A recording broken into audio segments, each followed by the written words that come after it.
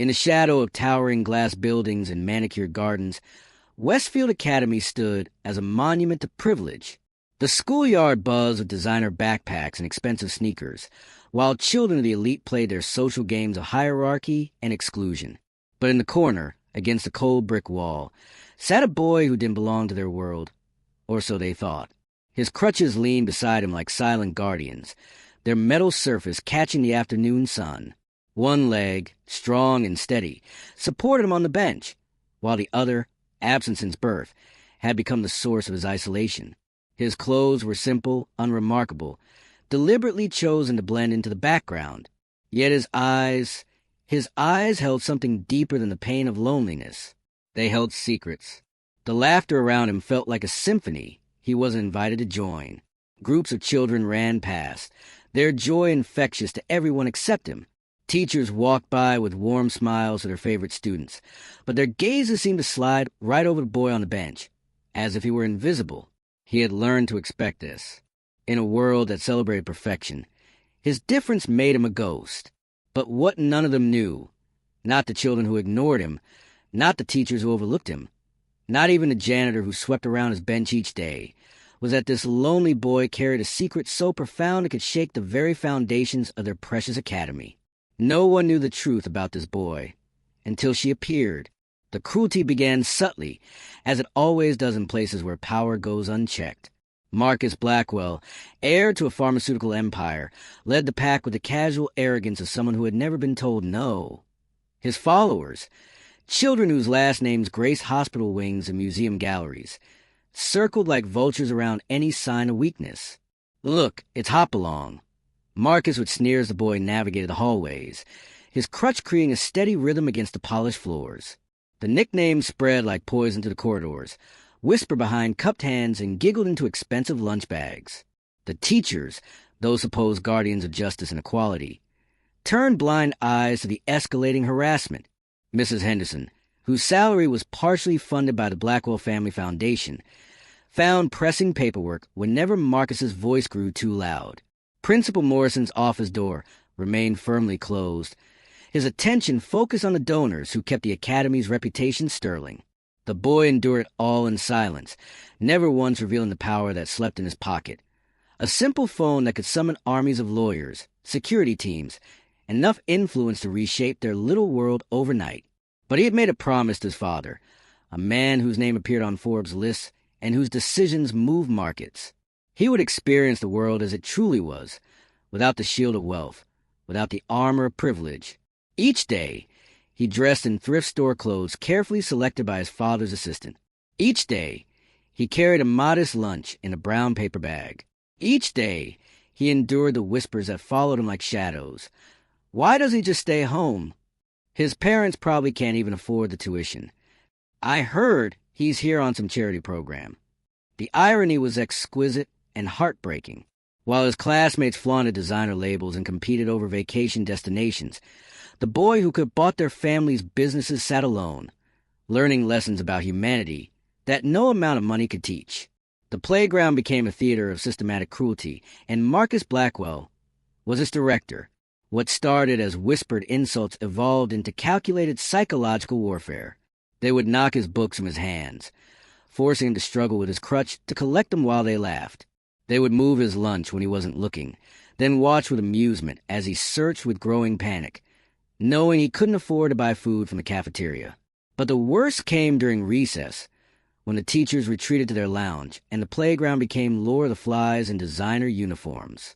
Marcus and his crew had perfected the art of torment, always staying just within the bounds of plausible deniability.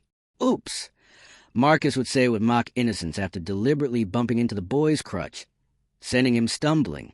"You really should be more careful. Maybe you should ask your parents to get you a wheelchair. Oh, wait, they probably can't afford one." The circle would tighten then, a ring of well-dressed predators feeding off vulnerability. They would make jokes about broken toys and damaged goods, their young voices carrying the casual cruelty that only privilege could breed. The boy's face would burn with shame, but he never fought back. How could he explain that his father's checkbook could have bought the entire academy, without denting their quarterly earnings?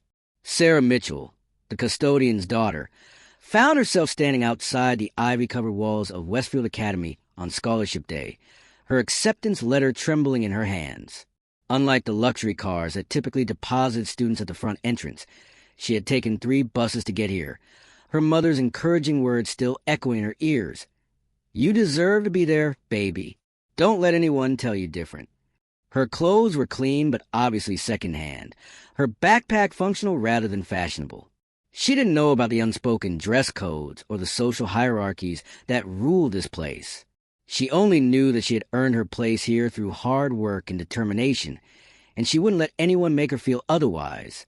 But it was during her second day, while sitting alone in the cafeteria with her home-packed sandwich, that she noticed him, the boy with the crutch, sitting by himself near the windows, his eyes fixed on something beyond the glass. While other students chattered excitedly about their weekend plans and summer vacations, he sat in a bubble of silence that seemed impenetrable.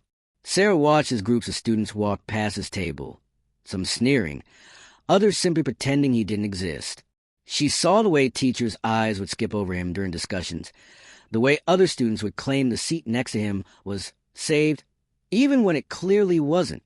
Something stirred in her chest, a recognition, perhaps, of what it felt like to be overlooked and underestimated. She had spent her life being invisible because of her family's financial situation, but this boy, his invisibility seemed to run deeper, carved into his very existence by circumstances beyond his control. The moment of decision came quietly, without fanfare or dramatic music. Sarah simply stood up, gathered her lunch, and walked across the cafeteria. The conversations around her continued, oblivious to the small act of rebellion taking place in their midst. "Mind if I sit here?" she asked, her voice cutting through a solitude like sunlight through storm clouds. The boy looked up, startled.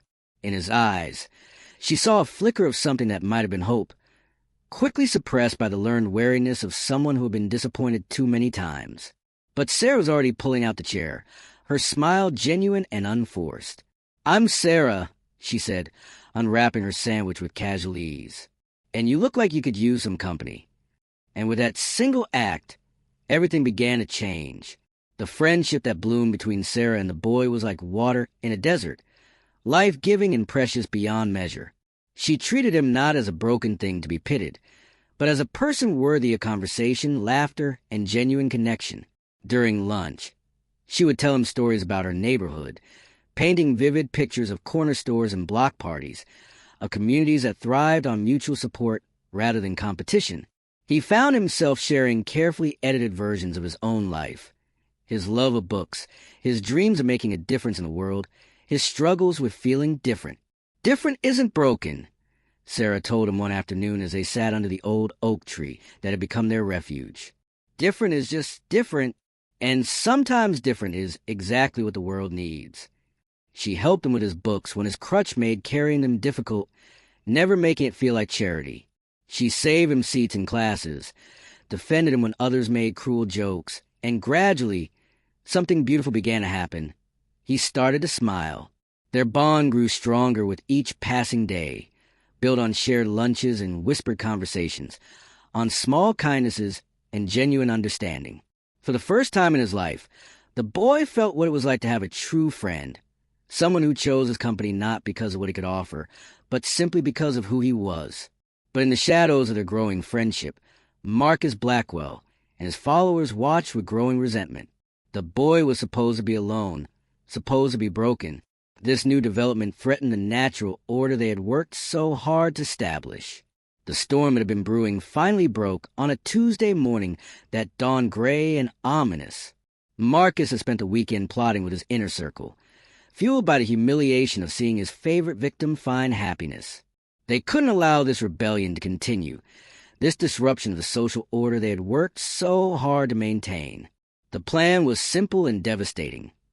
Public humiliation so complete that even Sarah would abandon the boy, leaving him more isolated than ever. They waited until the busiest moment of the day, when the courtyard was filled with students heading to afternoon classes. "Hey, hop along," Marcus called out, his voice carrying across the space with deliberate volume. "Lost your charity case friend yet? I bet she's only pretending to like you because she feels sorry for you." The boy tried to keep walking, his crutch clicking against the concrete with increasing urgency. But Marcus's crew had positioned themselves strategically, cutting off escape routes like a pack of wolves cornering their prey. "What's wrong? Cat got your tongue."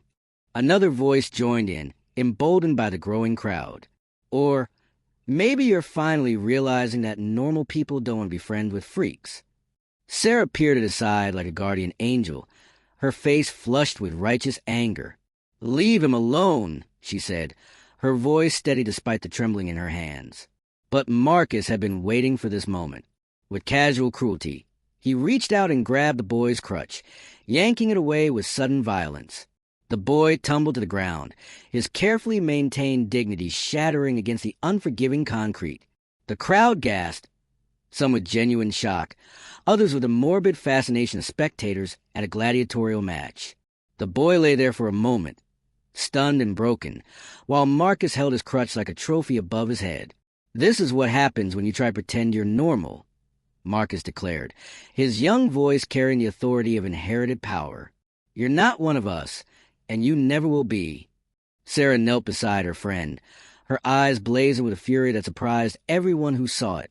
But as she helped him sit up, as she faced down the circle of tormentors with nothing but her own courage, something shifted in the air around them. The sound of expensive engines approaching cut through the tension like a knife. The first car that pulled into the courtyard was a masterpiece of German engineering, its black paint reflecting the academy's windows like dark mirrors. But it was the second vehicle that made the crowd step back in collective recognition, a Rolls-Royce Phantom that cost more than most people's houses, its presence transforming the modest school courtyard into something approaching a red carpet event. The drivers who emerged were not ordinary chauffeurs. These were professionals whose bearing spoke of military training and absolute discretion. But it was the man who stepped from the Rolls-Royce that made the very air seem to crackle with power and authority. Thomas Kingsley was not a man who made entrances lightly. His appearance at Westfield Academy sent ripples of recognition through the assembled crowd, whispers of "that's" and "oh my God, it's" spreading like wildfire through students whose parents read Forbes and watched CNBC religiously. The boy on the ground looked up at his father with eyes that held a mixture of relief and apology. This wasn't how it was supposed to happen. The experiment was supposed to continue, the lessons learned gradually and naturally. But Marcus Blackwell had forced their hand, and now the truth would reshape everything. "Hello, son," Thomas Kingsley said quietly, his voice carrying the weight of empires built and markets moved. He reached down, not with the hesitation of someone afraid of getting dirty, but with the gentle strength of a father who had watched his child suffer in silence for far too long. The crutch fell from Marcus's nerveless fingers as the reality crashed over him like a tsunami. The boy he had tormented, the charity case he had mocked, the broken toy he had humiliated, was the heir to the Kingsley fortune, one of the most powerful families in the country. Sarah, still kneeling beside her friend, looked up at the man whose presence had transformed their small drama into something approaching a Shakespearean tragedy. This was the father her friend had spoken of in careful, measured words, the man whose love had driven him to experience the world without the armor of wealth. "This is Sarah," the boy said softly, his voice carrying across the now silent courtyard. "She's the one I've been telling you about. She's my best friend." Thomas Kingsley's eyes found Sarah's, and in them, she saw not judgment or surprise, but something that looked remarkably like gratitude. This young woman had given his son something that all their money couldn't buy: genuine friendship, freely given and fiercely protected. The revelation rippled outward like stones thrown into still water, each wave carrying new understanding and terrible recognition. The students who had whispered cruel jokes felt their words turn to ash in their mouths. The teachers who had looked away found themselves facing the weight of their willful blindness. But it was Marcus Blackwell who bore the full brunt of what he had done. The boy he had called Hopalong, the child he had pushed to the ground, the human being he had tried to break, could have destroyed his family's pharmaceutical empire with a single phone call. Thomas Kingsley's response was swift and precise, delivered with the calm efficiency of someone who had built an empire on strategic thinking and decisive action. Within hours, the Academy's administration found themselves facing uncomfortable questions about their supervision policies and their commitment to student welfare. The Blackwell family's pharmaceutical company, which had enjoyed lucrative contracts with Kingsley Industries, found those relationships suddenly under review.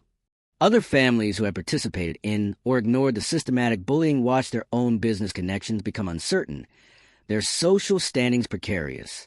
But perhaps the most powerful consequence was the simplest. The boy they had tried to make invisible was suddenly seen by everyone.